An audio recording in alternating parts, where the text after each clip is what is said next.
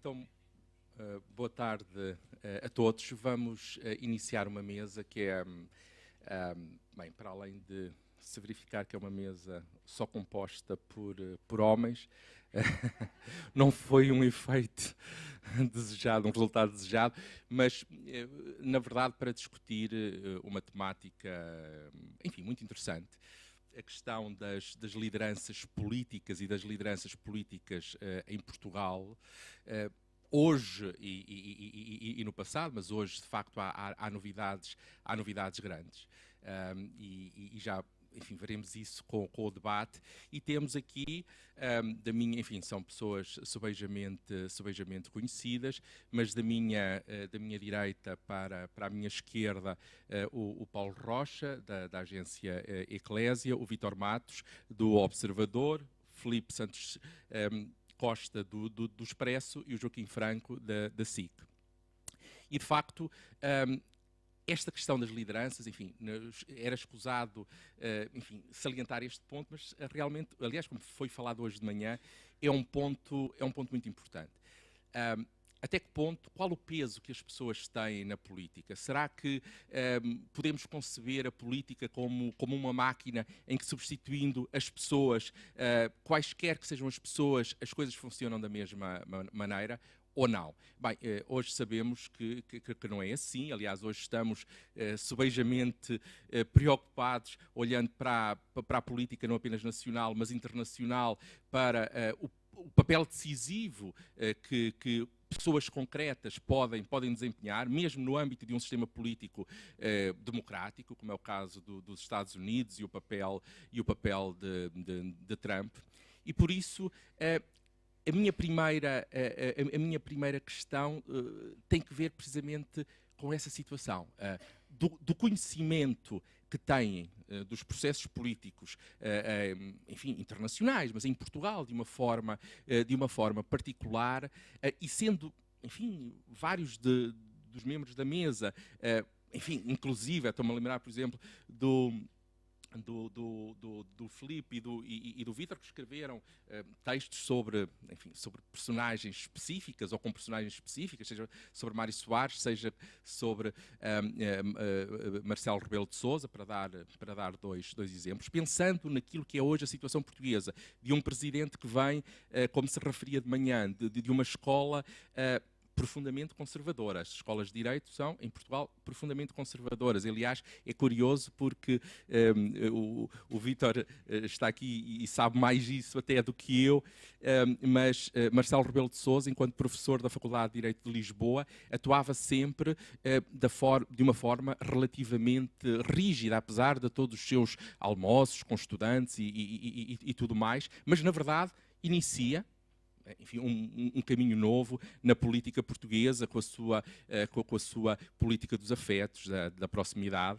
Ou, se pensarmos no caso da atual solução do governo, improvável, enfim, ainda já depois das eleições, falando-se da possibilidade da maioria de esquerda, jornalistas prestigiados em Portugal diziam, bem, isso é muito pouco provável. E até que ponto é que foram as personalidades aqui os elementos decisivos para a atual solução de governo? E, portanto, entramos aqui na questão da psicologia,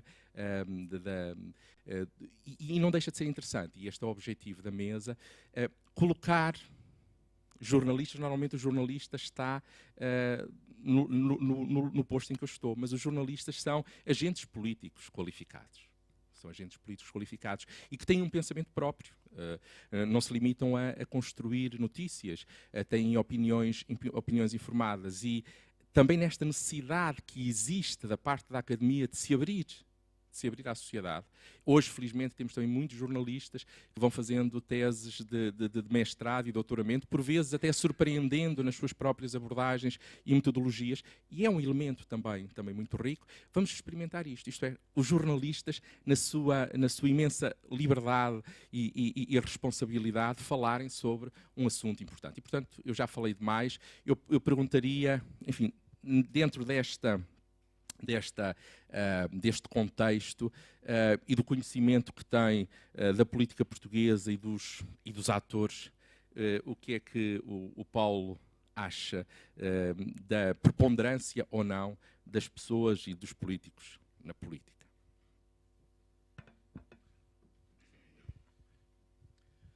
Boa tarde, obrigado pelo convite, que de facto, como dizia o João, nós normalmente estamos a moderar e de início até o convite tinha sido para moderar, depois houve aqui, como todos estes congressos têm assim mudanças surpreendentes, como na política, não é? Como na política, eu fui convidado também aqui a partilhar algumas ideias sobre o tema, que de facto é um tema sobre o qual eu não lido todos os dias e não penso sobre ele todos os dias, ou se penso é na ótica da maioria, que é a do utilizador, a de quem está de facto do outro lado, sobretudo dos média, porque o contacto direto nem sequer acontece muito, mas sobretudo dos média, a observar os atores políticos na sua ação cotidiana. Sobre este tema lançado, ocorre-me dizer, de facto, essa surpresa com que nos deparamos todos os dias diante dos atos políticos, onde, de facto, as pessoas têm, se calhar, um papel preponderante e depende muito das pessoas, esses atos políticos, as decisões políticas que acontecem. Talvez sublinharia uma marca que esteja a emergir cada vez com mais força em diferentes líderes políticos, que é a da proximidade. Se calhar podemos falar de umas outras marcas que têm um impacto mediático e, sobretudo, histórico muito mais preponderante, negativamente, muitas vezes negativamente. Eu sublinharia esta marca da proximidade como aquela que, e até pelo exemplo de Marcelo Rebelo de Sousa que foi apontado, como aquela que é capaz também de determinar uma certa forma de fazer política. Em todo caso, creio que, podendo nós, enfim, nestes dias que correm e nos últimos meses e anos, ver emergir essa marca como muito forte, em líderes políticos e não só, e enfim, eu sendo do setor do jornalismo religioso, claro que o Papa Francisco emerge como um exemplo por excelência dessa liderança feita através da proximidade. Mas eu iria focar só dois aspectos onde creio que isso também acontece para que as decisões políticas sejam tomadas. Se de facto hoje a proximidade é muito popular e vai muito ao encontro das pessoas nas suas circunstâncias, eu creio que foi sempre, desde sempre, a proximidade que permitiu que decisões políticas fossem tomadas em determinada perspectiva. E falando especificamente no setor da religião e da proximidade, influência mesmo que possa ter com a tomada de decisões políticas, eu referia dois casos. Por exemplo, o que aconteceu aqui na década de 60, 70 e 80, quando era cardeal António Ribeiro aqui em Lisboa, onde primeiro a proximidade dele com os média e depois com os líderes de opinião acabou por ser determinante para muitos episódios da política e para muitas decisões políticas.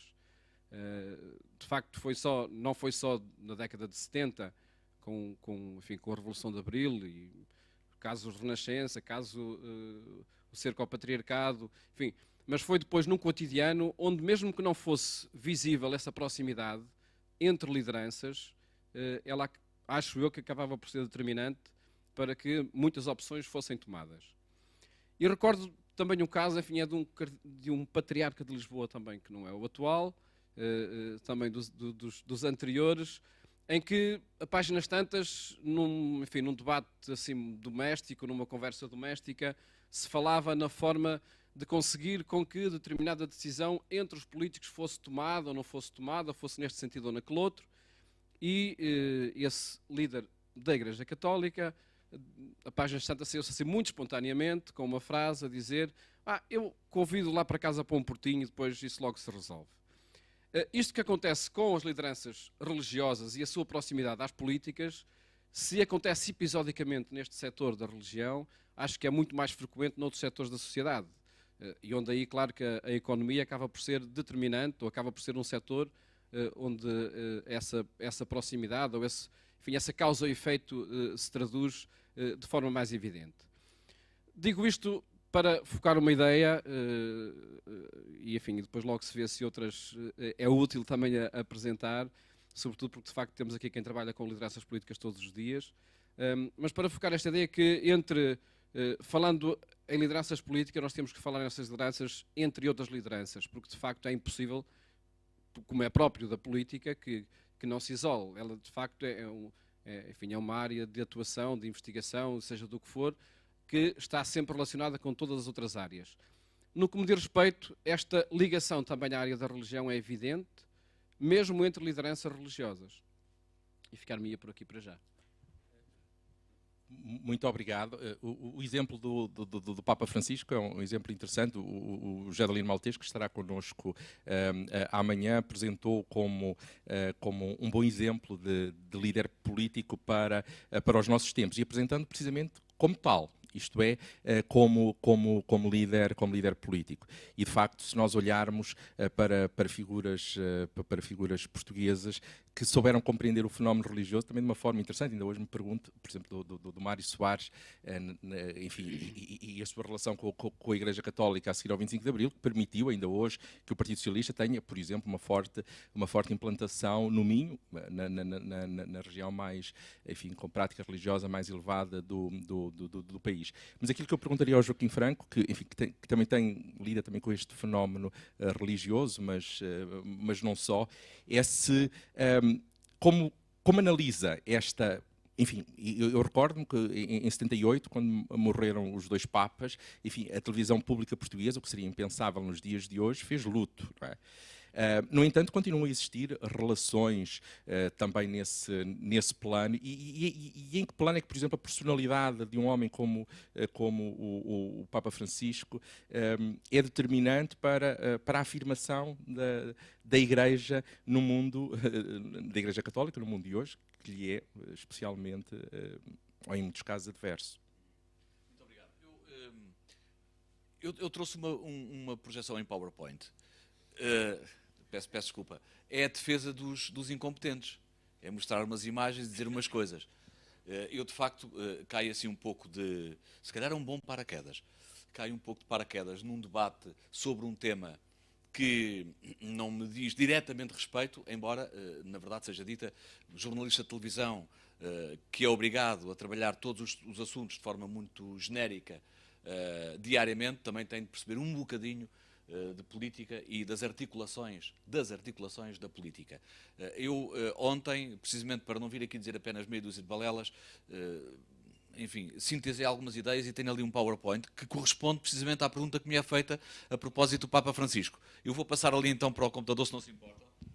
Curiosamente, há aqui um livro muito interessante, o Paulo já falou sobre isso, de diálogos entre o Jorge Mário Bergoglio e o seu amigo judeu Abraham Skorka, que ficou batizado na tradução para português como Sobre o Céu e a Terra, ousadia, onde se lê aqui perfeitamente o pensamento do Papa Francisco, o pensamento político do Papa Francisco, que é muito curioso. Mas nestes debates é sempre um pouco complicado estar aqui a avançar coisas novas.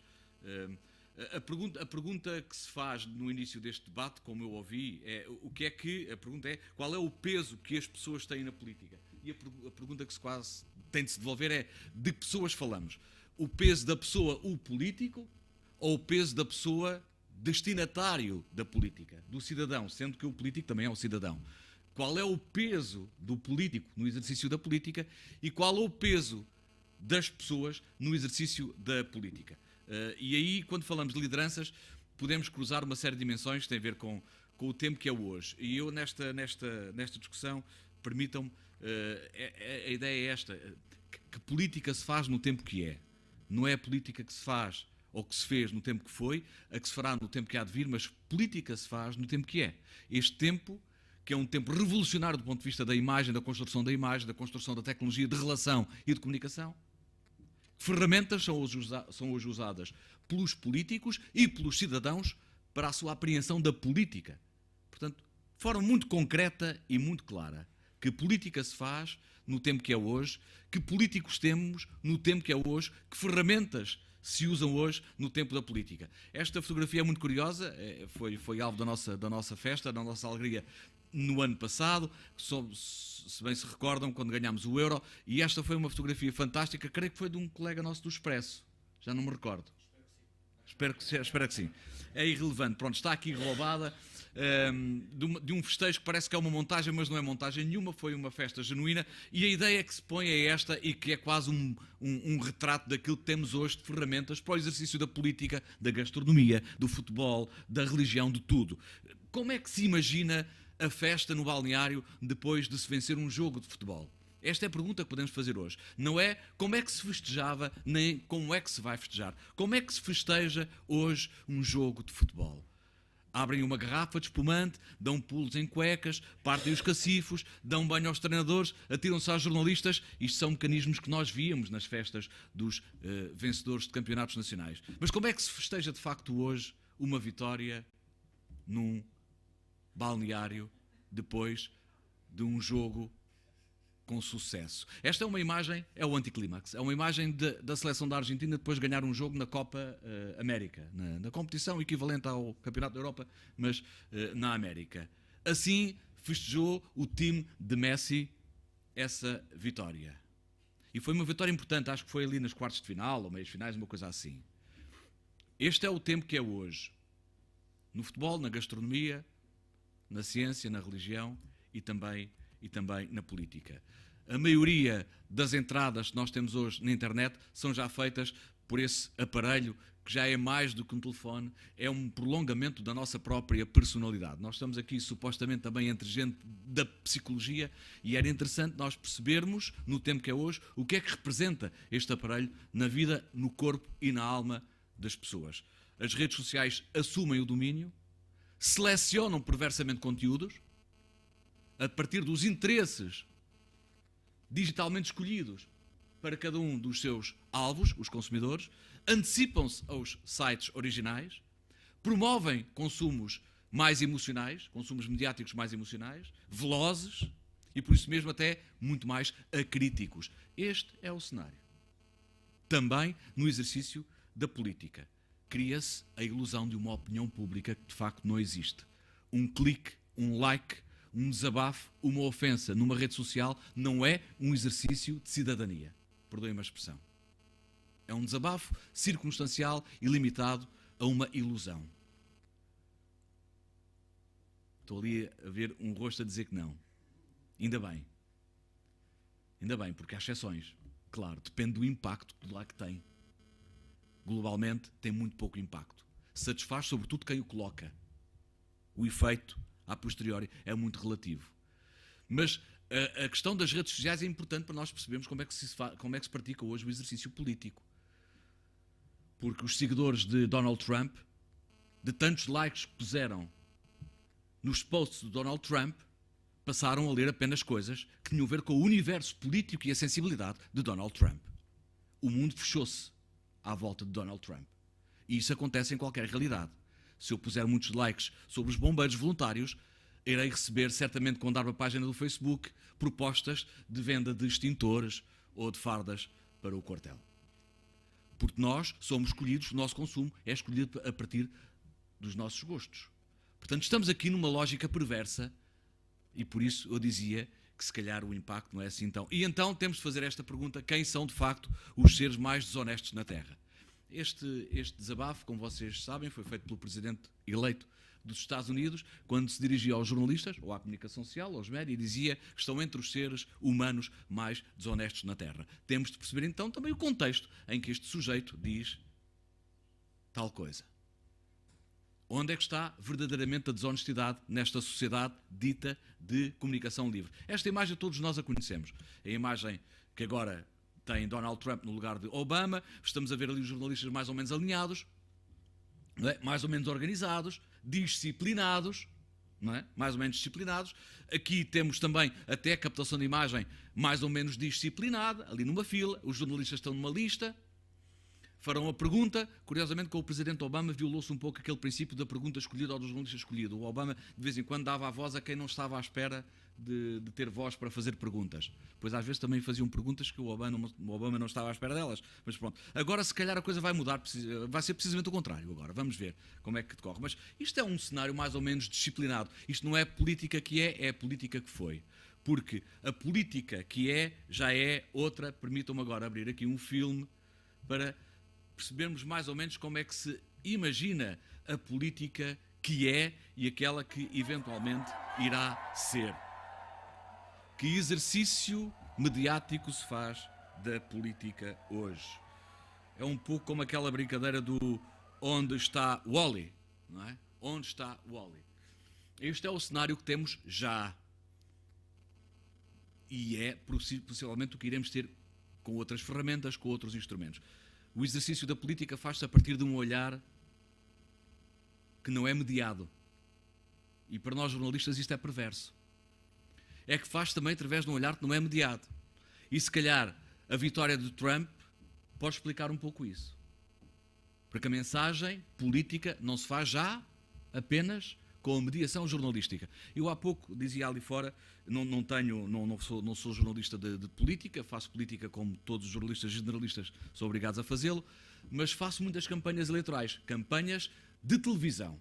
Também já fiz de rádio, muitos anos, campanhas de televisão. E as campanhas de televisão, nós sabemos como é que são feitas. São sobretudo, como dizia o Pacheco Pereira, acidentais, incidentais. Apanha-se o boneco do ridículo, o boneco da piada, e assim se constrói uma reportagem televisiva de uma campanha eleitoral, de um dia de campanha eleitoral. É sobretudo isso.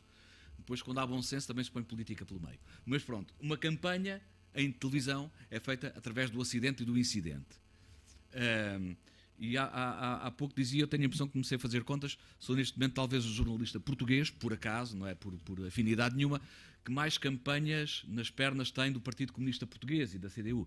Mas isso daria eventualmente um outro congresso e uma outra mesa para perceber o que é que significa uma campanha de um partido político como o PCP. Bom, mas voltamos aqui ao nosso PowerPoint para seguir em frente com esta ideia de que, de facto, hoje já não mediamos a comunicação política como qualquer outra comunicação. E vivemos numa sociedade dependente deste tal aparelho, que já é um prolongamento da nossa própria personalidade, não é? Foi um fotógrafo americano que resolveu fazer esta brincadeira, o Eric, e são fotografias muito felizes, porque pelo seu exagero, pelo seu absurdo, também acabam por nos despertar para o tempo que é hoje. Não é o tempo que foi, não é o tempo que será, é o tempo que já é hoje o tempo. Esta fotografia para mim é muito cara, porque eu, em março do ano passado, enquanto o professor Marcelo Rebelo de Sousa caminhava para a Mesquita de Lisboa para ter aquele encontro interreligioso, fui nas imediações da Mesquita de Lisboa atropelado. Fui mesmo. Não é uma brincadeira. Fui mesmo atropelado. E fui atropelado porquê? Porque a senhora que me atropelou estava nestes preparos. Distraída. E avançou quando não devia avançar. Avançou por cima do jornalista da SIC. Pronto. Por acaso o jornalista da SIC não bateu com a cabeça em lado nenhum e está aqui convosco hoje. Rapidamente, este é o tempo. Este é o tempo da supremacia da tecnologia. Este é o tempo em que se faz também uma informação que prevalece na anti-estética, no pior, melhor. É esta a linguagem mediática. Esta fotografia é muito conhecida por nós, mas este drama já existia há 2 ou 3 anos e mediaticamente só se despertou para ele no momento em que tivemos esta imagem. Concluo com esta ideia do messianismo mediático, porque falávamos isto sobre o Papa Francisco.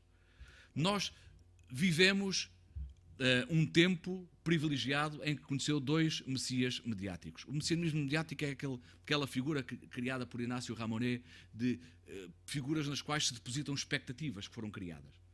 De facto, Obama e o Papa Francisco correspondem a esse paradigma do Messias mediático. E a construção de imagem do Messias mediático segue mais ou menos os mesmos padrões. Mais ou menos os mesmos padrões, do ponto de vista da imagem. E reparem agora esta particularidade, com isto concluo, esta particularidade que nós passámos de um Papa, recordam-se, Ratzinger, que era um Papa dito frio, alemão, distante, e de facto, de Ratzinger para Bergoglio, tivemos uma mudança do tamanho de um abraço.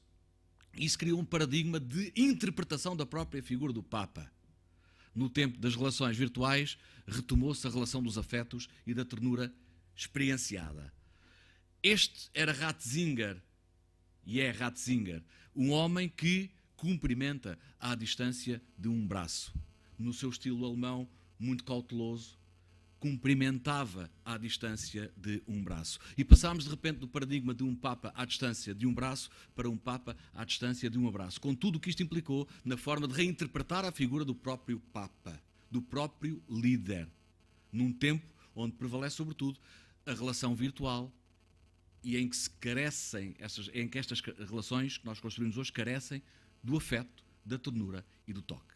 E é muito curioso ver como, de repente, este Papa, por muitas outras razões, obviamente, tem tanto sucesso mediático, é também o Papa que retoma a linguagem dos afetos. Isto faz-nos lembrar alguma coisa caseira. Faz-nos lembrar alguma coisa caseira. Cá temos o Papa à distância de um abraço e o Papa à distância de um braço. Isto faz-nos lembrar alguma coisa caseira. A retoma da narrativa dos afetos e da proximidade física. De facto, não podemos comparar estes dois personagens com os personagens há pouco que estavam vestidos de branco. Mas, em certa medida, passámos também de um paradigma da distância para o paradigma da proximidade e dos afetos. Por isso, eu diria, concluindo, a normalidade do afeto tem hoje quase sucesso garantido. Claro que o Trump vem embaralhar um pouco as contas. Nós não estamos a vê-lo com registros de afeto, não é? Mas Trump, se calhar, explica-se, se calhar é apenas uma teoria, explica-se pelo tal exercício ou pelo uso da ferramenta mediática como forma de manipulação do medo e dos medos para transformar isso, de facto, em aptidão e em simpatia e em empatia política. Mas, por outro lado, e é essa a mensagem que deixaria aqui, o afeto, o toque, a retoma dos afetos, curiosamente, em pleno século XXI, é assim uma espécie de nova linguagem política com sucesso garantido. Muito obrigado, Joaquim. Eu ia precisamente pegar nisso para falar do messianismo mediático. Curiosamente, o José Lino Maltês também falava disso a propósito do Obama e do Papa Francisco, mas agora há este caso interno de Marcelo Rebelo de Sousa, que por muitos é uma própria imitação do... Só uma brincadeira, João. Isto foi uma crónica do Otávio Ribeiro no Correio da Manhã, logo após Marcelo Rebelo de Sousa ser eleito, e dizia-se assim, na forma, Marcelo Rebelo de Sousa vai tentar seguir o exemplo do Papa Francisco. Pronto, pois, exatamente. Isso tem sido... E o Observador também escreveu isto. O Marcelo Rebelo de Sousa é o nosso Papa Francisco, citando uma senhora do Norte, quando ele foi visitar o Porto. Não, e por falar no Observador, exato, mas temos no Observador... Não. Ainda não estava lá. Mas temos no Observador, um dos melhores conhecedores de Marcelo Rebelo de Sousa. É muito curioso, porque ainda ontem ele esteve na televisão. Certamente que Cavaco, digo eu, não iria a um programa como ontem o da RTP3 com outras pessoas para discutir a questão do populismo. É curioso, Marcelo Rebelo de Sousa, um produto mediático ou não, seguramente mediático, mas que contestou, recordamos-nos todos, o uso excessivo que o Cavaco fazia do Facebook. Sabemos agora que o Trump também faz um uso muito abundante do Facebook e do Twitter, mas ele criticou. De qualquer forma, é figura mediática por excelência, não é? Ele é um produto, ele fez-se à custa do mediatismo, ele criou a sua própria figura mediática, e isso é uma história que começa muito atrás, na Fundação do Expresso em 73, e criou a figura do analista político, e faz a carreira toda a partir daí. Quando a imprensa estava na moda, era mediático na imprensa. Quando a rádio passa a ter um poder maior do que tinha antes, ele está na rádio e marca as agendas políticas e fala através da rádio, e depois, quando é a televisão, ele está na televisão. E é um jornalista, diz ele. Ele foi assim uma espécie de jornalista muito sui generis, misturando o jornalismo com algum interesse pessoal e interesse grupal, e fazendo as suas malandrices e patifarias através das páginas de jornais, com muitos pseudónimos pelo meio. Há imensos textos no Expresso escritos por com pseudónimos dele que as pessoas não sabem. Se forem ver aos arquivos, não percebem que é Marcelo Rebelo de Sousa. Mas Eu gostava de agradecer o convite para vir aqui a esta conferência, porque dá-se a feliz coincidência de ser a psicologia política de ser uma área que me interessa, ou a psicologia dos políticos, não a psicologia social, mas dos líderes políticos. Eu acho que isso é muito importante. Eu já pensei em escrever um livro sobre isso, mas acabei por ser desencorajado por dois fatores principais. Eu tinha que portanto, a ideia era fazer um livro sobre o perfil psicológico dos líderes políticos antes das últimas legislativas. Do ponto de vista jornalístico, são temas muito difíceis de tratar, não é? Porque nós não podemos fazer uma análise psicológica dos líderes, das pessoas, não é? Porque não temos meios nem ferramentas para isso. E também, de certa forma, e uma das razões fortes que me levaram a não avançar com o livro, era preciso entrar em determinados detalhes e pormenores da vida privada das pessoas que, do ponto de vista ético, eram questionáveis. E depois havia o outro lado, que era o lado do psicólogo, que eu arranjaria para fazer parceria para o livro, em que estaria também a violar os seus deveres éticos, de estar a emitir juízos sobre uma pessoa que não tinha consultado e, ao mesmo tempo, uma pessoa que não lhe tinha dado autorização para fazer esse tipo de trabalho. Portanto, não avancei com esse trabalho e eu antes de estar no Observador estava na Sábado e fazia artigos assim mais de fundo e aí escrevi raramente sobre temas que tinham a ver, que achava interessante, sobre como se comporta o cérebro político, como é que as pessoas reagem ao medo, como é que as pessoas reagem ao discurso político, reações mais emocionais do que racionais, e é aí se calhar que está o sucesso quer de Marcelo Rebelo de Sousa, quer de Donald Trump, e aí não é a questão dos afetos que conta, é a questão de tocar na zona certa do cérebro das pessoas. Marcelo toca no cérebro pelo via dos afetos e Donald Trump toca também nas emoções por outras vias, a via do medo, a via, sobretudo, explorando o lado do cérebro mais primitivo que nós ainda temos. Mas isto tudo para dizer que ao longo destes anos todos em que acompanhei não sei quantos líderes das oposições, em que vi acontecer de tudo, e nós trabalhamos muito perto, relativamente perto, nós em relação a um cidadão comum temos uma visão diferente porque vivemos ali nos bastidores e sabemos muitas histórias que não podemos publicar e temos uma ideia do que as pessoas são ou deixam de ser, que não é exatamente a que tem um eleitor ou uma pessoa que recebe informação através dos médias ou da televisão. Eu acho que a personalidade e o perfil psicológico dos líderes define tudo. Tudo. Não podemos... Cavaco Silva e Marcelo Rebelo de Sousa são do mesmo partido. No essencial defendem as mesmas coisas. São os dois conservadores nos costumes. São os dois relativamente liberais na economia. Ao mesmo tempo também são sociais-democratas, no que se refere ao papel do Estado. Mas este tem alguma coisa a ver um com o outro, na forma de exercer o poder? Não, nada. A presidência de Cavaco Silva é o oposto de Marcelo Rebelo de Sousa e vice-versa. Portanto, não podia haver dois presidentes da República mais diferentes pensando exatamente a mesma coisa. E isso acontece... A presidência da República é um cargo no Executivo, mas vê-se bem, tem-se visto bem as diferenças do dia para a noite de Cavaco para Marcelo. Se fosse Marcelo a dizer isto, é outro filme. Não é? É outro filme. Era o filme, ele diria, se fosse ele, diria: antes era o filme a preto e branco, agora é o filme a cores.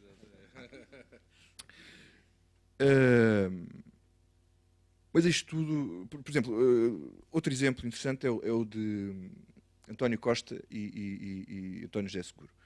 Nós vimos aquela campanha fratricida deles, bastante dura, e no fundo, quando olhávamos para os debates, aquilo era complicado, porque eles não defendiam coisas diferentes um do outro. Portanto, dentro do que é o Partido Socialista, naquele balanço do Partido Socialista, eles não divergiam assim tanto. Qual era a grande diferença?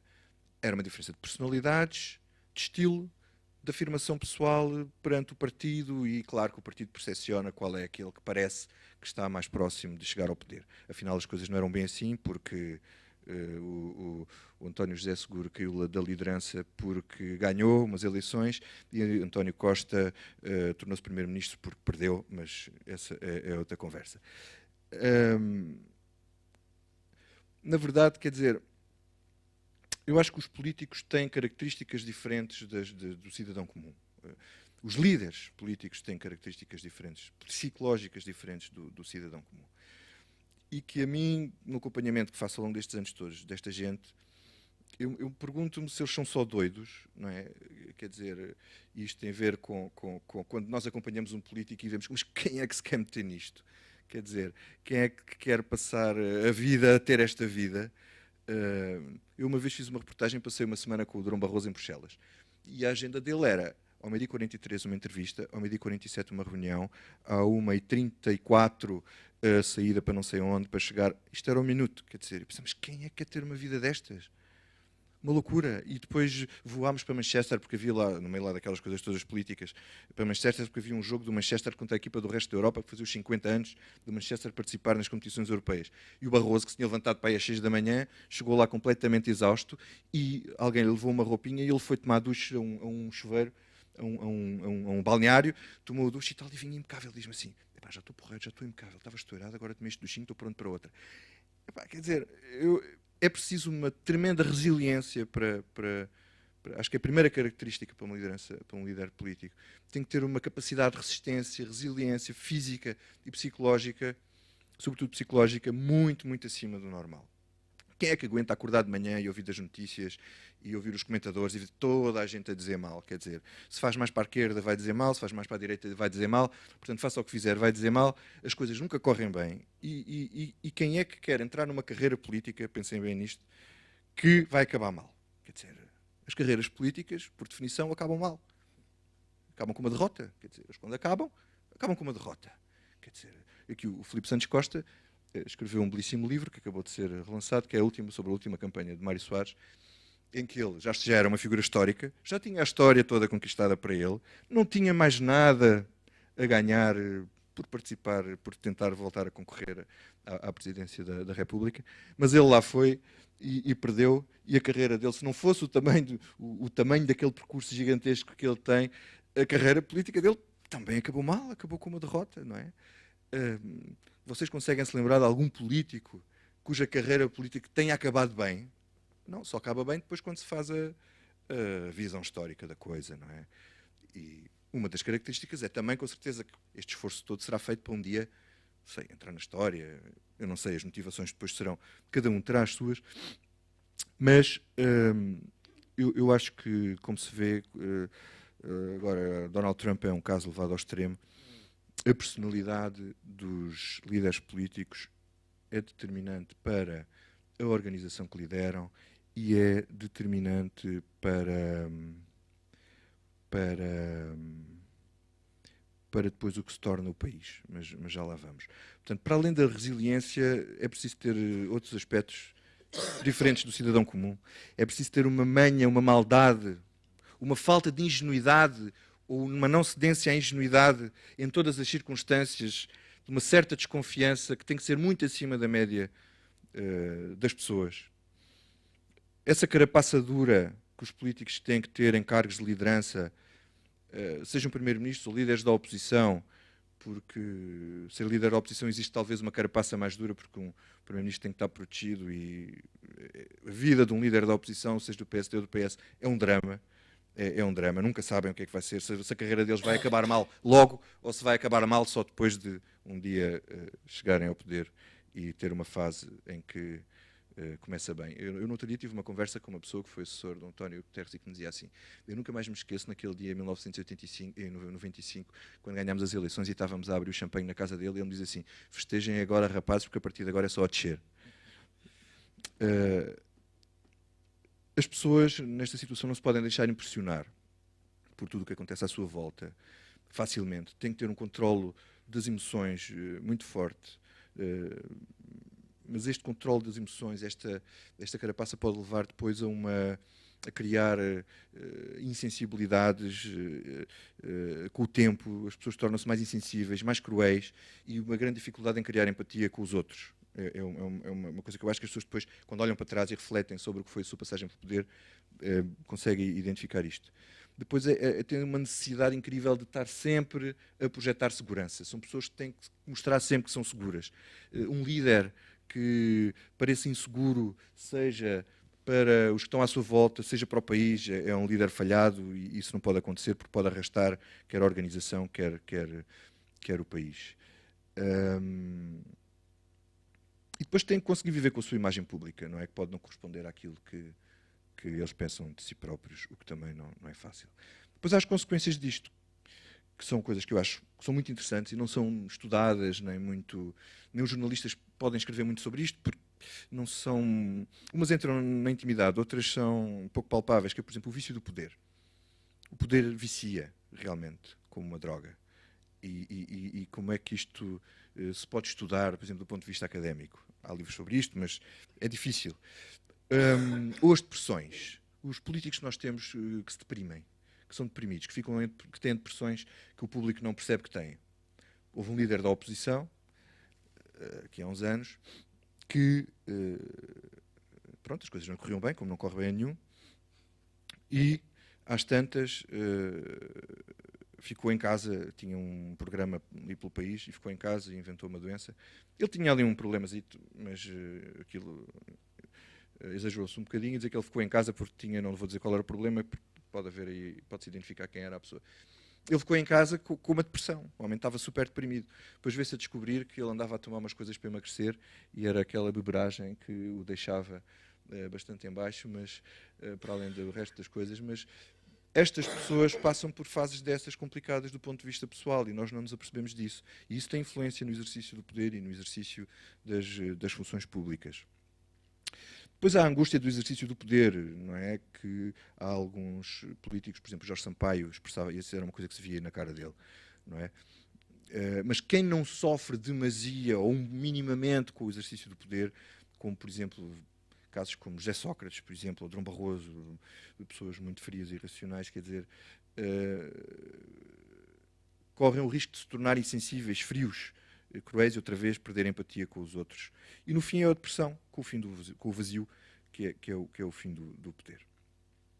Quando estávamos a falar da questão do poder funcionar como uma droga, eu escrevi depois um livro que era Os Predadores, que é sobre como funcionam os partidos por dentro, e tem lá uma pequena parte sobre a questão do vício do poder, em que fui citar um autor, eu não sou habilitado para estar a citar autores do ponto de vista científico ou selecioná-los, enfim, dizer quais são os melhores, mas a verdade é que aqui um autor irlandês que escreveu The Winner Effect, How Power Affects Our Brains, o efeito de sucesso como o poder afeta o nosso cérebro, ele explica que o exercício do poder atinge o sistema de recompensas do cérebro, que é igual à mesma área que processa as drogas, a cocaína, o álcool, e faz aumentar os níveis de dopamina, e o poder é um forte ativador dessa rede. É o que ele diz. E que quem tem esse ativador poderoso da rede de recompensas no cérebro, que é desempenhar um cargo de poder, habitua-se a receber estímulos a toda a hora. Diz este cientista que chama-se Ian Robertson. Quando o Big Boost do poder é uma sensação muito forte em relação aos prazeres normais da vida, isso pode traduzir-se depois na paragem, da paragem a seguir ao poder, no sentimento de inquietação, mau humor ou de não saber o que se fazer. E é em tudo semelhante aos sintomas de abstinência de uma droga. Para além disto, eu recolhi um depoimento que me parece que é muito interessante, que é um depoimento do Moraes Sarmento, que foi ministro do governo de Durão Barroso e que foi assumidamente um toxicodependente e assume-se como um adito. Ele sabe bem o que é lidar com a adição e também no poder. Ele disse-me na entrevista que só fiquei no governo de Santana Lopes por vício de poder. E comparou isso com as drogas e disse que para uma pessoa que tenha uma tendência aditiva é evidente o quanto o poder preenche essa inclinação. E depois explicava. Passar aqueles anos no governo puxou pelo meu egocentrismo, autoritarismo e arrogância, não potenciou o meu desprendimento ou humildade. Os amigos deixaram de ter gosto em estar comigo, alguns disseram-lhe isso e ele não percebeu, e ele diz que só a partir de um ano depois de ter saído do poder é que percebeu do que é que se tinha passado com ele, quando já tinha afastamento suficiente. E depois ele diz, a parte emocional de um drogado desliga-se. Se não se desligasse, se o drogado tivesse sentimentos, isso era incompatível com aquilo que estava a fazer e impedia-o de continuar. Portanto, ele diz isto tanto em relação às drogas como em relação ao poder. Depois, o mesmo cientista que eu citei diz que quando a dopamina começa a ter estes efeitos negativos que falava Moraes Charmente, os agentes do poder ocorrem erros de julgamento, má avaliação dos riscos, tendência para ver as outras pessoas como objetos e hipocrisia. Portanto, acho que nós às vezes devíamos dar alguma importância à saúde mental dos nossos políticos. Não sei como é que isso é possível aferir, ou às vezes se isso é o que é positivo e o que é negativo. O Churchill era depressivo e bêbado, começava a beber logo de manhã e até começava a beber porque era o médico que era até um diagnóstico que ele tinha para atenuar a depressão, era beber álcool. O Kennedy era depressivo e era hipermedicado. O Hitler era hipermedicado, já com um desequilíbrio completo, tomava umas coisas, uns excitantes e depois tomava uns calmantes e aquilo, não é? E nós não sabemos o que é que os nossos líderes tomam, mas sabemos, e podemos, eu vou acelerar para concluir, mas sabemos que há um reflexo entre o perfil psicológico de um líder e depois aquilo em que se torna o país. Em Portugal, acho que isto é consensual, o país do Estado Novo tornou-se, em grande parte, uma imagem do próprio Salazar, daquilo que ele era enquanto pessoa. Em democracia, sei lá, no PREC, será que houve ali uma certa loucura potenciada também por uma certa deriva do próprio Vasco Gonçalves? Não é? Cavaco Silva, podemos deduzir que o país refletiu algumas características pessoais que ele tinha como primeiro-ministro, haver ali um certo novo riquismo, um certo respeitinho por uma autoridade que se tinha perdido desde os anos 70, e depois o refluxo disso com a crispação, o cansaço da rigidez e um certo autoritarismo do próprio Cavaco Silva. E a seguir, quando veio António Guterres, o líder do diálogo, muito mais meias tintas, muito mais moderado desse ponto de vista, a antítese de Cavaco, exerce o poder, assim, eu diria, de uma forma flácida e hesitante, e o país acabou flácido e hesitante. Será que nós podemos dizer isto? Pedro Santana Lopes, quando sucede a Durão Barroso, os meses da sua governação e da sua queda, esta história toda, tem a ver com o que ele pensava e o que ele defendia para o país, ou tem a ver com o que ele era? E com a percepção nas pessoas e nas elites do que ele era? Tem a ver com o que ele era? E depois temos José Sócrates, que eu acho que é um case study. Eu não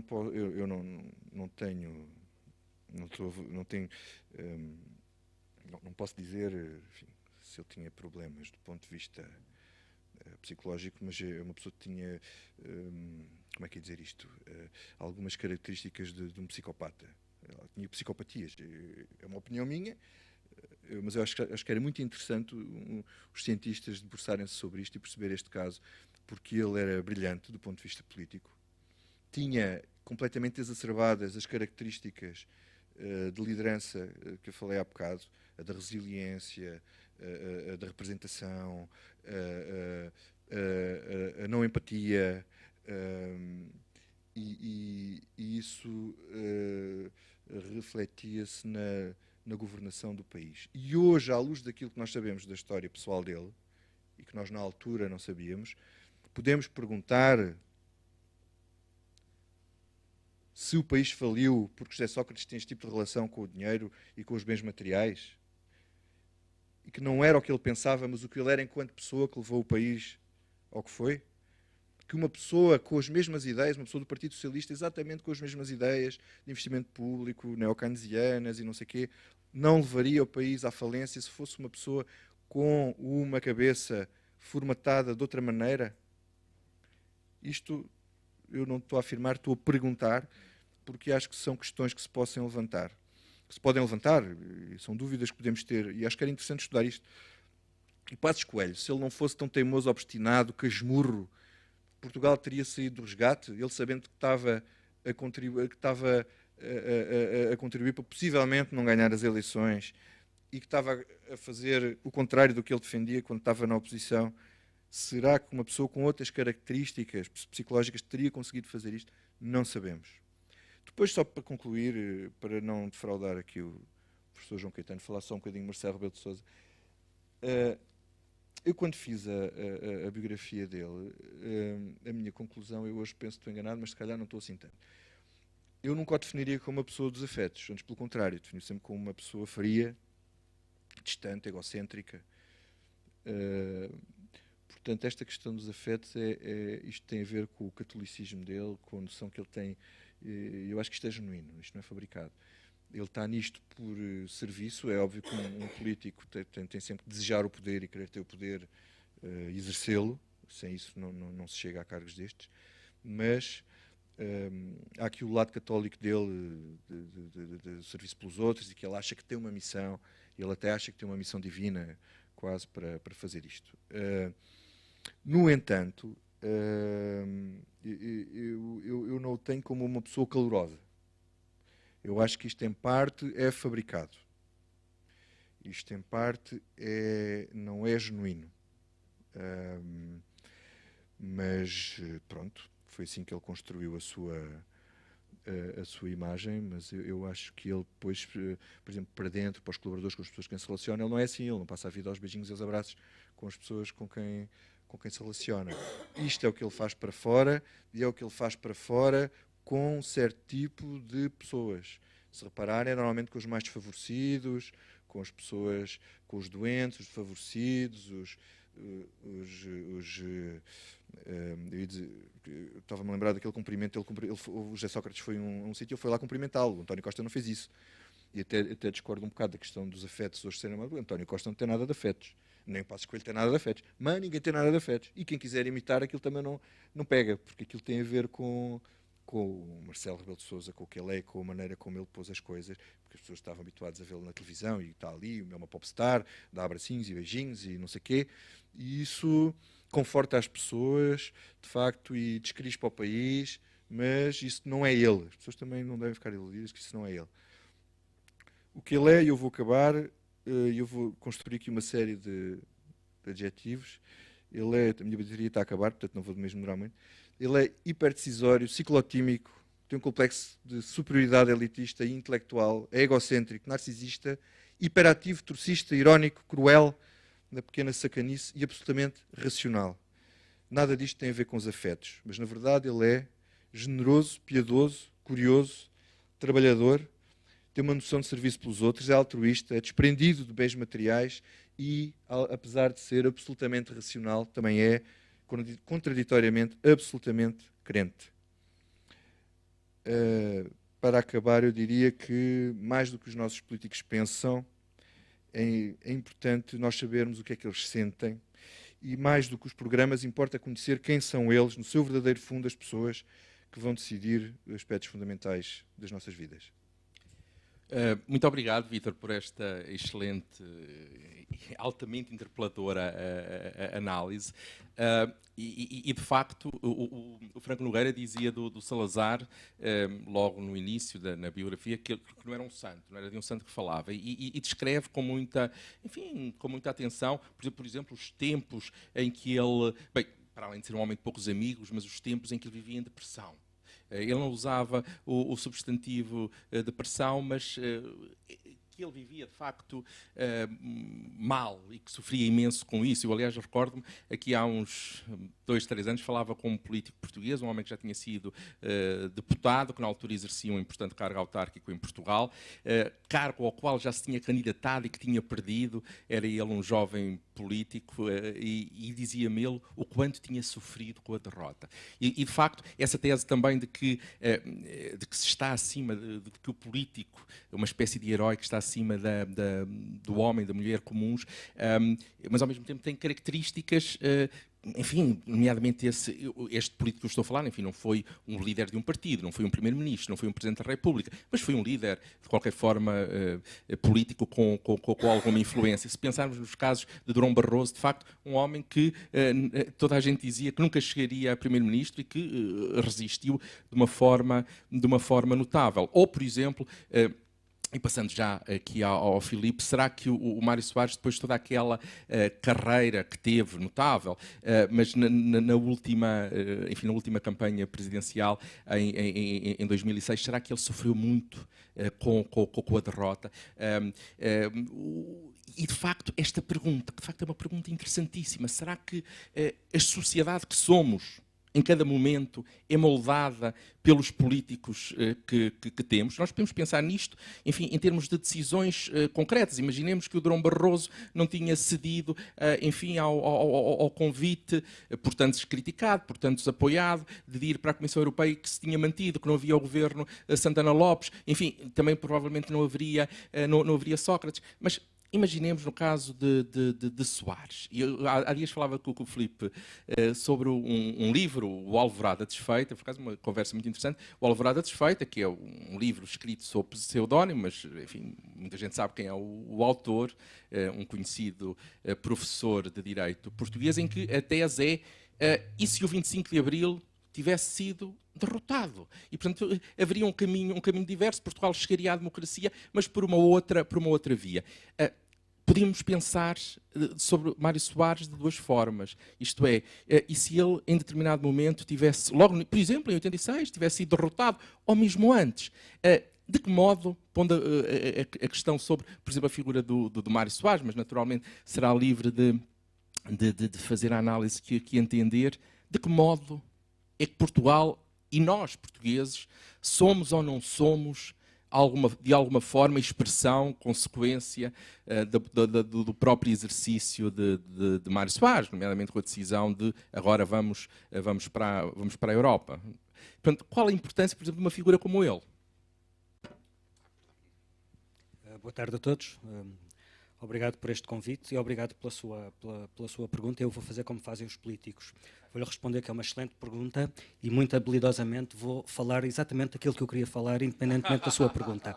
Mas nada tema, porque há Mário Soares, entretanto, nesta apresentação que eu preparei e que vos garanto será muito pouco académica e, portanto, do vosso ponto de vista, talvez pouco sofisticada, mas é empírica. E eu decidi colocar a questão do avesso, e já lá vamos aos líderes e às pessoas, e ao caso de Mário Soares. E a questão do avesso, do meu ponto de vista, é assim, no balanço entre o peso dos líderes e o peso das políticas, o primeiro facto que me parece muito relevante é assinalar a quase ausência de pensamento estruturado dos partidos sobre as grandes questões de políticas públicas. Os partidos formalmente têm todos gabinetes de estudos, em quase todos os partidos os gabinetes de estudo são ficções. A prova disso é a facilidade com que os partidos descartam as suas próprias posições para terem posições completamente diferentes, sem qualquer visão, muitas vezes de médio prazo, quanto mais de longo prazo. Os gabinetes de estudo muitas vezes servem como polos de lobby e às vezes centros de recrutamento de pessoal político, não mais do que isso. E por essa razão os partidos raramente produzem reflexão ou documentos, aqui os papéis são muito importantes porque fica escrito, raramente produzem documentos que vinculem o partido com políticas públicas para além do imediatismo do combate político. Há poucos casos em que isso tenha acontecido de forma consequente. De forma consequente significa os partidos produzirem uma reflexão profunda, envolvente, ou seja, em que pelo menos as lideranças nacionais e intermédias do partido se sintam envolvidas nessa discussão e nas suas conclusões, e uma discussão também estruturada, que permita essas propostas de políticas públicas que não responda apenas à fogadilha do combate eleitoral imediato. Isso aconteceu, por exemplo, nos Estados Gerais do PS, que foi um exemplo foi um caso bastante bem sucedido de preparação de um programa, em muitos casos diferente daquele que era o programa tradicional do Partido Socialista. Mesmo nesse caso, é bastante evidente a marca do líder do partido, porque há, por um lado, um centramento do PS nessa altura que corresponde ao posicionamento de António Guterres, que de certa forma conclui um processo, a velha ideia de colocar o socialismo na gaveta em muitos aspectos, até modificou o símbolo do partido, deixou de ser o punho para passar a ser a rosa. E nas matérias em que o programa que resultou dos Estados Gerais era um programa mais claramente de esquerda, também nesse caso tem a ver com as características e com a biografia de António Guterres, que é no caso das políticas sociais, que tem a ver com o ativismo católico que António Guterres teve ao longo da sua juventude e que, de certa forma, e sendo vincadamente de esquerda, acabou por ficar como uma marca muito importante desse programa do PS. Mas por outro lado, em muitas políticas, vemos a fragilidade dessas opções quando, em muitas áreas, de cada vez que mudava um ministro, mudavam as políticas. Eu dou-vos um exemplo importante de políticas públicas que tem a ver com o papel central do Estado na administração interna, e eu estive a rever o Alberto Costa, só para falarmos de ministros da administração interna do governo PS que resulta que vem depois dos Estados Gerais, o Alberto Costa tinha uma política de administração interna, depois o Jorge Coelho teve outra, depois o Fernando Gomes teve outra, e confesso, não me lembro se o Nuno Severiano Teixeira tinha alguma. Esta é bem a demonstração, a facilidade com que os governos mudam de política conforme mudam de ministros, mostra bem a centralidade da pessoa e a desvalorização do pensamento político e de um espólio programático, muitas vezes doutrinário e às vezes até ideológico, daquilo que é a matriz dos partidos. Dou-vos só outro exemplo, e um exemplo bem sucedido.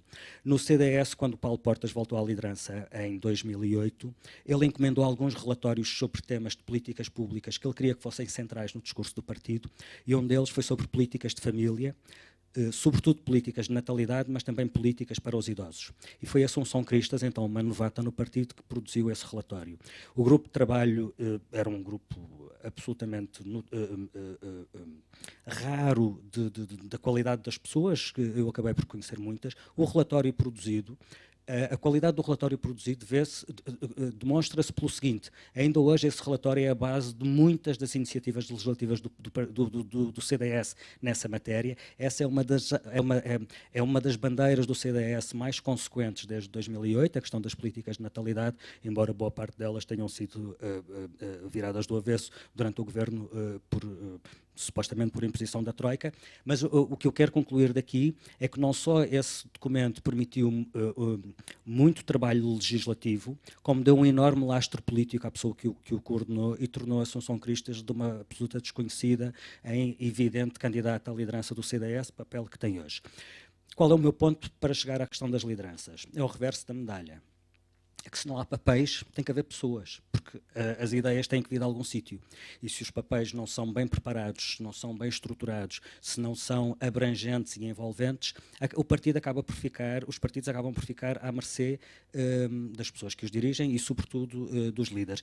Do meu ponto de vista, é isso, em boa medida, que explica as oscilações tanto de opções políticas dos partidos como de opções de governo, quando os partidos estão em posição de governar. E isso é ainda mais evidente no caso das lideranças carismáticas.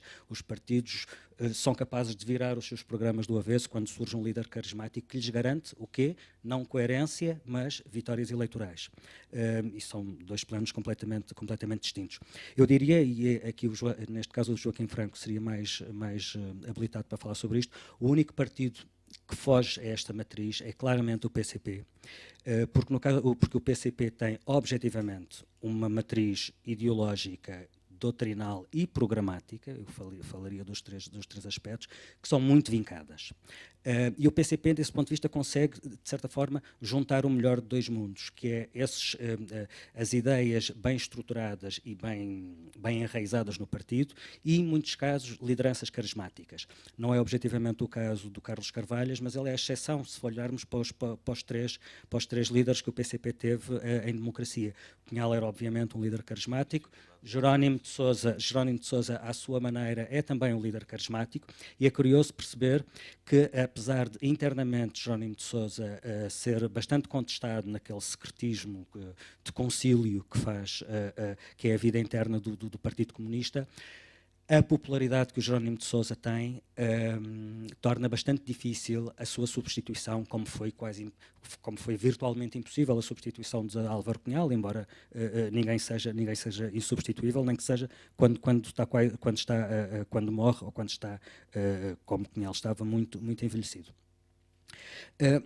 Eu tinha aqui preparado quase um filme em relação aos outros três partidos. O Vítor Matos fez um bocadinho esse trabalho, portanto vou-vos poupar, até porque já estamos bastante tarde em termos de horário. Parece-me bastante evidente, por exemplo, que o CDS é um exemplo acabado de um partido que voga à vontade dos líderes. O CDS já foi tudo o que é possível num partido de direita. O CDS já foi um partido que não era de direita, portanto o CDS já foi centrista, já foi de direita liberal, já foi de direita democrata cristã, já foi de direita conservadora, já foi de direita populista, já foi de direita, e a expressão, eu juro-vos, está numa moção de estratégia de Paulo Portas, de direita pós-ideológica, e, portanto, e é um bom exemplo da forma como os partidos vogam à mercê das pessoas que os dirigem, ou, por exemplo, olhando para o PSD, os dois líderes mais longevos do PSD, Cavaco Silva foi líder durante 10 anos e tinha uma matriz social-democrata bastante vincada do ponto de vista da intervenção do Estado, do ponto de vista neo-keynesiano, e foi o homem das grandes obras públicas, tinha uma abordagem liberal. Se pensarmos que o país ainda era, em boa medida, nessa altura, o reflexo das nacionalizações e daquilo que foi o país pós-revolucionário, em que privatizou uma série de coisas, mas era um liberalismo non tropo e era claramente um homem conservador do ponto de vista das questões de costumes. O segundo líder mais longevo do PSD, por estranho que pareça, é Pedro Passos Coelho. Tem muito pouco de social-democrata, tem muito pouco de neo-keynesiano, é claramente um liberal na economia e tentou ser ainda mais, só não o conseguiu, e é também, assumidamente, um liberal nos costumes. Estamos a falar do mesmo partido e estamos a falar dos dois líderes mais longevos deste partido, ambos com experiência governativa durante legislaturas completas.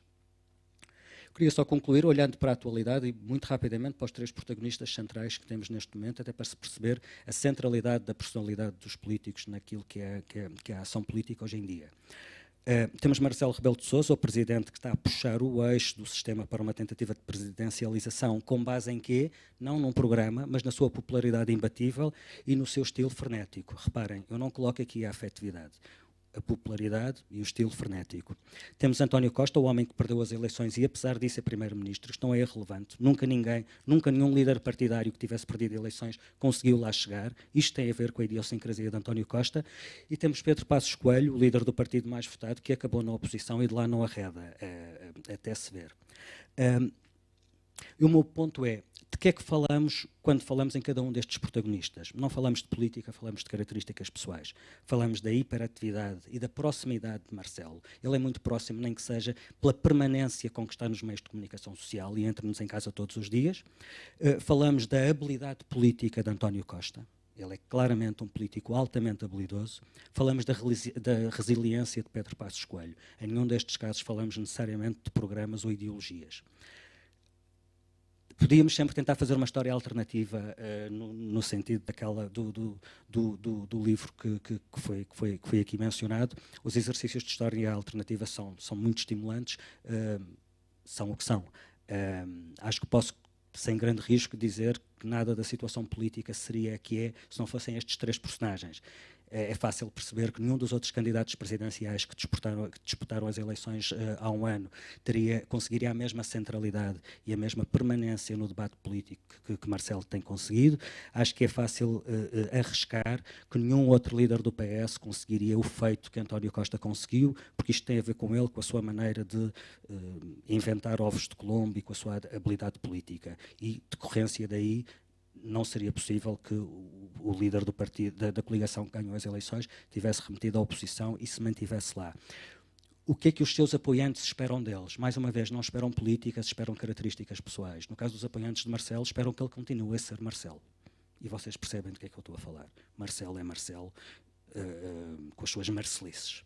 De António Costa, os apoiantes de António Costa acho que esperam sobretudo que ele seja habilidoso e resolva problemas, porque a solução governativa coloca tantos problemas de gestão no seu dia-a-dia, e a grande confiança que eu vejo da parte, sobretudo de dirigentes do Partido Socialista, é que António Costa continue a ser habilidoso, a desdramatizar quando os outros dramatizam, a relativizar quando os outros dão grande importância, e a tirar coelhos da cartola e a inventar ovos de Colombo.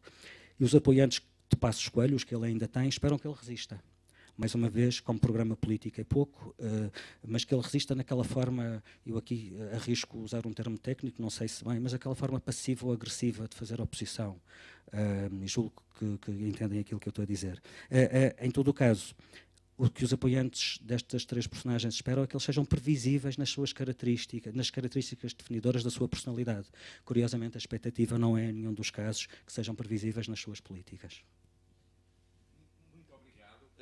Também pela excelente, enfim, excelente intervenção. Eu, se todos concordassem, duas questões pode ser para duas questões para tão rico debate.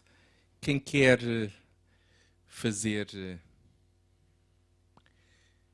não quero querer que não haja, mas agora eu faço uma questão, ainda a propósito do Salazar, que eu dizia há pouco, e mais uma vez o Franco Nogueira falava que, até lamentando a situação, que estava ele já, enfim, numa situação de saúde absolutamente irrecuperável, e havia quem esperasse que ele pudesse sobreviver e pudesse manter-se no poder. De facto, estas características são relevantes. Então, um exercício perspectivo.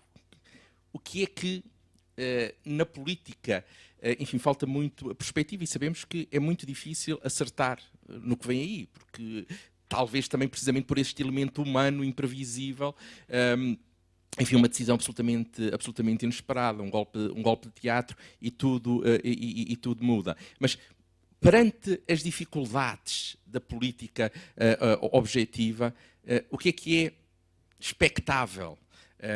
O que é que poderemos esperar dos nossos atuais líderes? Isto é, que vai por exemplo, Passos Coelho resistir ou não? Vai António Costa, vai ele ser capaz de, continuando a ser habilidoso, aguentar uma solução, uma forma de governo efetivamente sui generis? Vai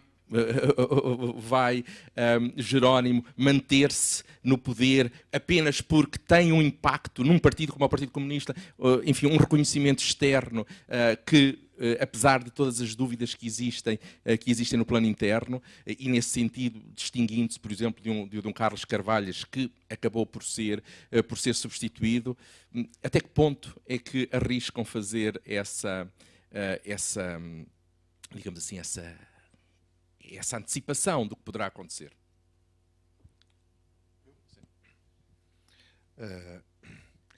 As coisas hoje são tão voláteis, que eu vou só pedir para fazer aqui um pequeno exercício. Estamos em maio de 2004. Em maio de 2004, quem é que pensava... Bom, vou dizer isto de outra maneira. Em maio de 2004, se eu dissesse, num colóquio destes, meus amigos, Pedro Santana Lopes vai ser primeiro-ministro, a seguir vai seguir-se o José Sócrates, o Durão Barroso vai ser presidente da Comissão Europeia durante 10 anos e o Guterres há de chegar a presidente das Nações Unidas. Vocês diziam todos que eu era maluco. Maluco. Pronto. Eu não vou fazer prognósticos para não acharem que eu sou maluco, mas posso dizer que a situação tornou-se tão difícil de prever, e eu faço meia-culpa porque nós estávamos cegos quando se deu esta solução governativa. Nós, como jornalistas, houve muito pouca gente que percebeu o que é que se estava a passar. Exatamente, o Joaquim sabe agora, porque ninguém sabe o que se passa no PC, não é? E a malta acha sempre que aquilo era como foi até agora, não é? E a partir de agora as coisas já não são assim. Portanto, do ponto de vista da chamada geringonça, nós estamos a ver agora isto a caminhar para uma situação complicada, que é o governo ter dificuldade de garantir a governação do dia-a-dia. Vimos com a TSU, vimos com o Carris, apesar da Carris ainda estamos à espera, o PCP está a arranjar ali maneira de apresentar aquilo para aquilo não ser bem aquilo, ou seja, provavelmente já não vão defender a saída, o fim daquilo, mas sim arranjar ali um meio termo para que as coisas se mantenham, apesar de eles poderem contestar. Mas vamos assistir agora, do lado do PCP, eu acho que até mais do que o Bloco, de contestar uma série de políticas que vai tornar difícil a governabilidade, e António Costa tentando assegurar a governabilidade, parecendo que está a governar como ele entende, porque as grandes linhas estão aprovadas, mas à espera do melhor momento para a coisa acabar. O melhor momento terá a ver com as sondagens e com a situação do PSD, sendo que não parece ainda que seja muito positivo para nenhuma das forças em questão haver eleições. Não nos podemos esquecer aqui do fator presidente, que ele já avisou, que se ele faz parte, como ele é o quarto pé da geringonça, se o António Costa for lá dizer ao Sr. Presidente isto tem que acabar, não tem condições para continuar, eu acho que a primeira coisa que ele vai fazer é chamar o Passos Coelho e dizer, então vocês têm que viabilizar um governo do PSD, e eu duvido que o Passos Coelho queira um governo, mas ele também com certeza que não há de querer eleições porque vai perder, portanto a situação é complicada. E vamos ver se isto tudo durar até às autárquicas, aí temos uma nova fase, que é se as coisas mudarem ou não, se mudam ou não mudam no PSD, se a percepção, não vai haver nenhuma mudança de liderança, diria eu, até às autárquicas, porque o aparelho partidário não vai entrar em choque com o líder, só depois das coisas terem corrido mal ou muito mal, porque eu não estou a ver grandes hipóteses do PSD aparecer como vencedor nas eleições, vencedora no sentido de, em termos relativos à última eleição, ter melhorado em grandes aspectos o que foi as últimas autárquicas de 2013. Portanto, a partir daí, se houver um hecatombe no PSD, é o melhor momento, se as sondagens estiverem bem, para António Costa deitar o governo abaixo, porque está na altura do Orçamento de Estado, pode forçar um bocado a nota o Orçamento não ser aprovado, o PSD não tem tempo de arranjar um novo líder, é o melhor dos mundos ir a eleições ainda com Passos Coelho em contrapé.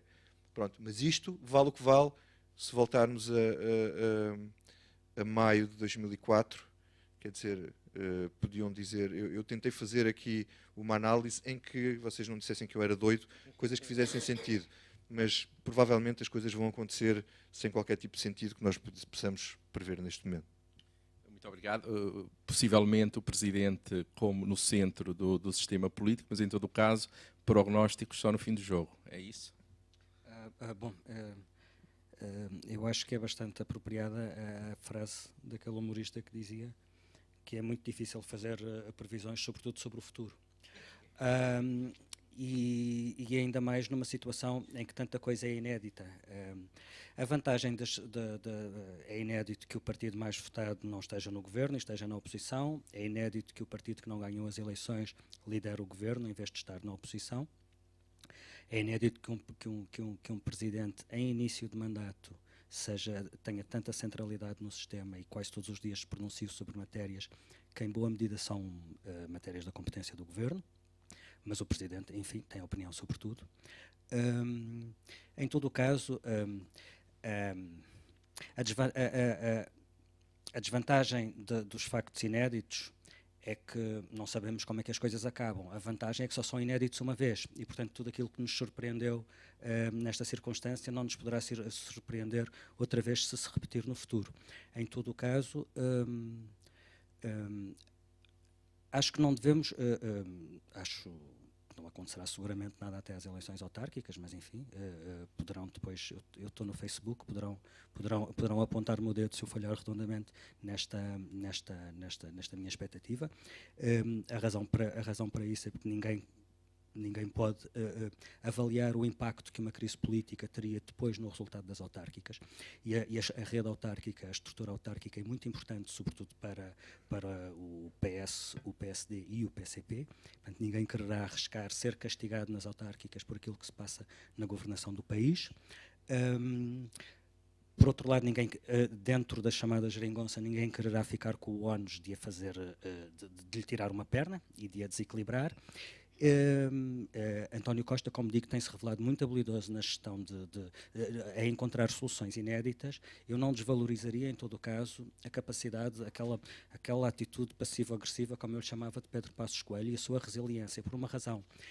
Se chegar à circunstância em que António Costa, por algum motivo, tenha que ir ao Palácio de Belém a dizer não tenho condições para continuar a governar, por muito que Marcelo Rebelo de Sousa queira puxar o PSD para um apoio ao PS, o CDS aqui não conta porque o CDS com o PS não chegam, Pedro Passos Coelho tem uma resposta óbvia para dar ao Presidente da República, que é: foi eu que ganhei as eleições. Eu só não sou Primeiro-Ministro porque o PS disse que tinha uma solução estável e coesa.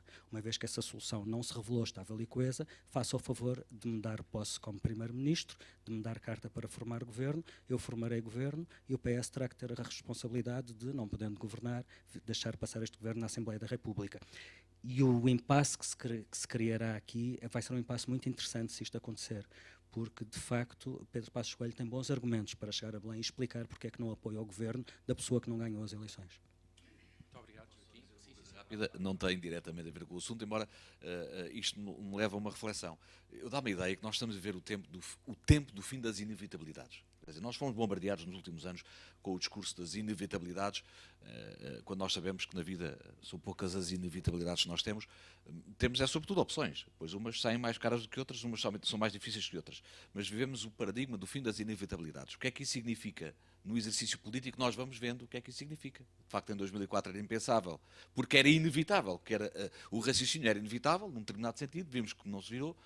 A história da Igreja também teve uma inevitabilidade, caiu, que se derrubou em 2013, quando se teve a eleição do Papa Bergoglio, mas isso é outro congresso e é outra conferência. É o fim das inevitabilidades, sim. O que é que isso significará? Não sei, eu não estou no lado do exercício do jornalismo à volta da política, mas isto eu tenho como garantido, dado como garantido.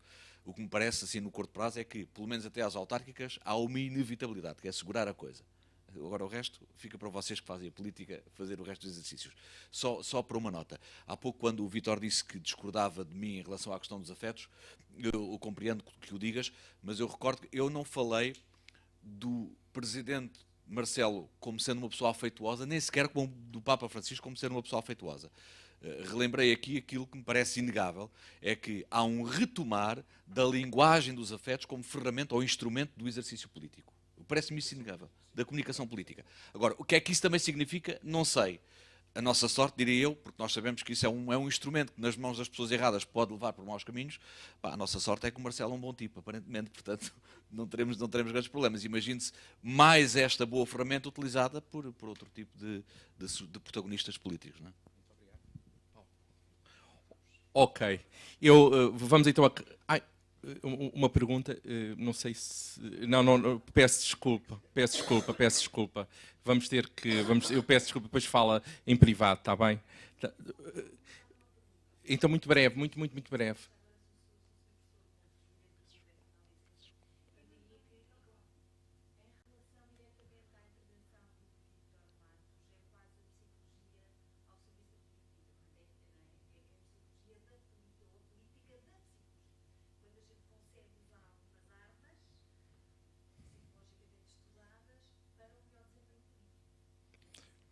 Muito obrigado pela sua intervenção e acabo a sessão dizendo a todos que foi um grande prazer tê-los aqui hoje. Muito obrigado.